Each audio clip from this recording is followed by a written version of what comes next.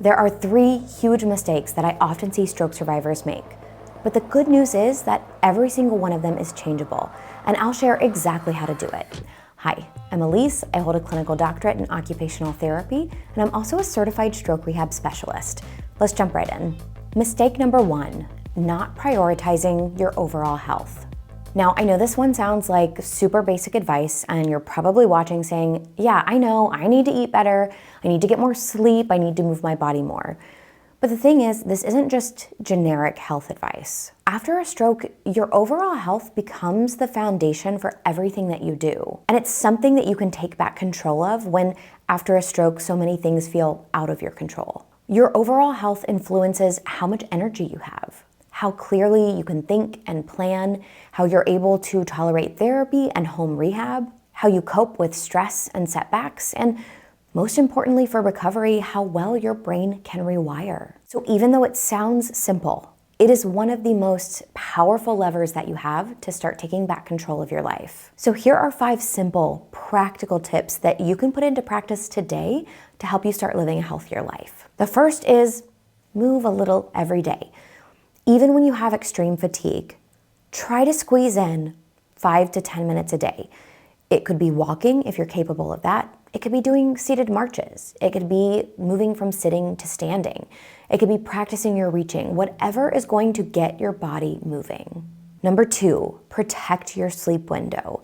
Try your best to go to bed at the same time every night and wake up at the same time every morning. And pick a consistent wind down time. Dim your lights, try to avoid big screens right before bed, and do something that helps to relax you. Number 3 is to do one small thing for your mood daily. If you're struggling with depression, this might be something as simple as trying to get out of bed and brush your teeth. But it could also be calling a friend, sitting outside for a few minutes, or even taking the time to journal about how you're feeling. Number 4 is to take your medications consistently. This can be really hard to do if you struggle with memory issues and attention issues after your stroke. So set a reminder on your phone, maybe ask a family member to remind you or check in that you've taken your meds. But this is so important because if you're taking medicines that help to control underlying issues that could cause long-term health problems or even a secondary stroke, it's critical that you're taking those medications on a daily basis. And number 5, talk to someone about how you're really doing. If you don't have access to a medical health care provider, reach out to a family member or a friend, someone who loves you, and talk to them about what you're really going through. When you keep things bottled in, it's just going to make that problem worse over time. Mistake number 2, not doing home rehab and not using your affected side. These 2 things sort of go hand in hand, which is why I've included them together. Now, I recognize this is a basic thing too, because I know most of you out there watching this know you need to do your home exercises and home activity programs and to use your affected side. But the truth of the matter is, life gets busy. Fatigue, especially neurofatigue after a stroke, is very real. And using your affected side can feel slow, clumsy, and just super frustrating, which can lead you to not do those things. So it can be easy to think, oh, I'll just wait till I do it in therapy if you still have it, or I'm not gonna do that, it's really not doing that much anyway. But the problem is that your brain rewires based on what you repeatedly do. If you aren't sending signals to rebuild those pathways, your brain is going to start pruning them away because you're not using them. And that's why this basic mistake can really quietly block your progress. And again, here are 5 simple practical tips to help you avoid this mistake. Number 1, attach your home exercise program to daily habits. So for example, try to get 10 repetitions of bicep curls in while you are waiting for your kettle to boil, or while you're watching TV and a commercial comes on. These extra reps are going to significantly add up over time. Number 2, use your affected side as much as you can during your daily tasks.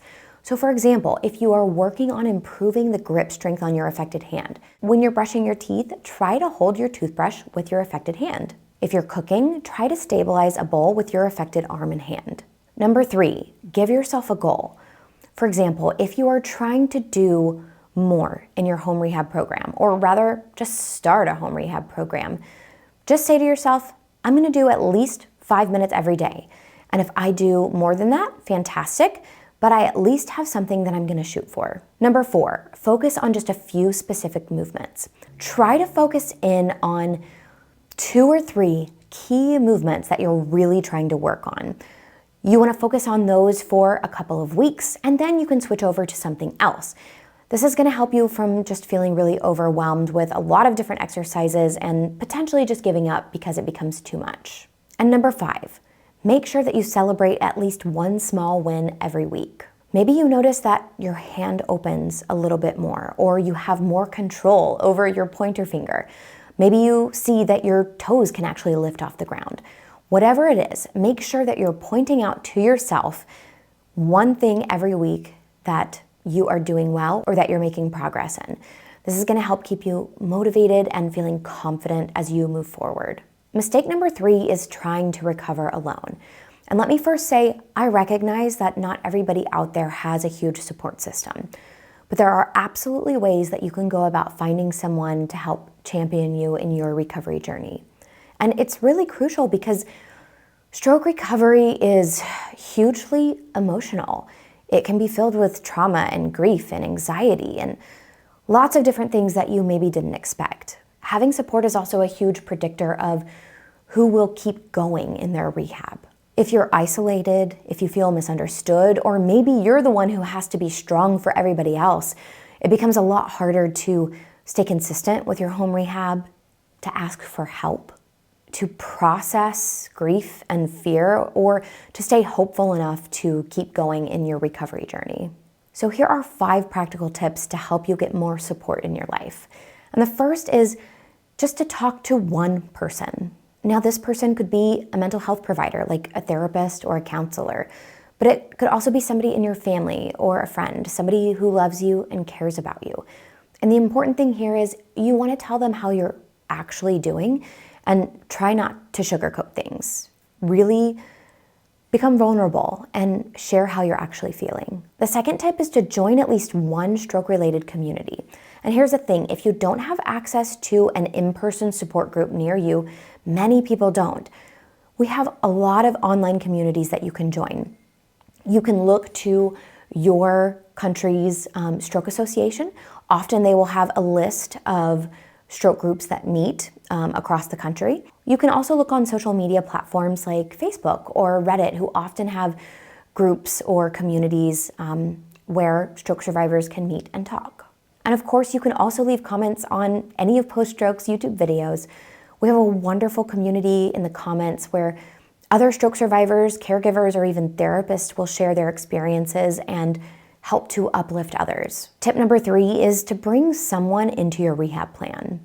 Let a family member, a caregiver, or a friend know what your rehab plan looks like so that they can help to remind you, encourage you, or even practice with you. Number 4, if you still have access to therapy, ask your therapist for resources. Many therapists will know about local stroke support groups in your area, transportation options, community programs, or even telehealth options that you might not have thought about. And number 5, schedule connection time just like you would a doctor's appointment. A weekly call, coffee, or check-in, even if it's only 5 to 10 minutes, can really help boost your morale, make the week feel better, and just improve your overall mood. Leave me a comment and let me know. Did you make any of these mistakes after your stroke? And if so, what helped you overcome them? If you found this video helpful, please make sure to like it, subscribe to the channel, become a channel member by clicking the join button, or leave us a super thanks by clicking in the YouTube bar below. Of course, a huge thank you to all of the donors who make this nonprofit possible, with a special thank you to Modus Nova and Joseph M. and our Empowerer tier on Patreon. Thank you all so much for watching. I'll see you next time.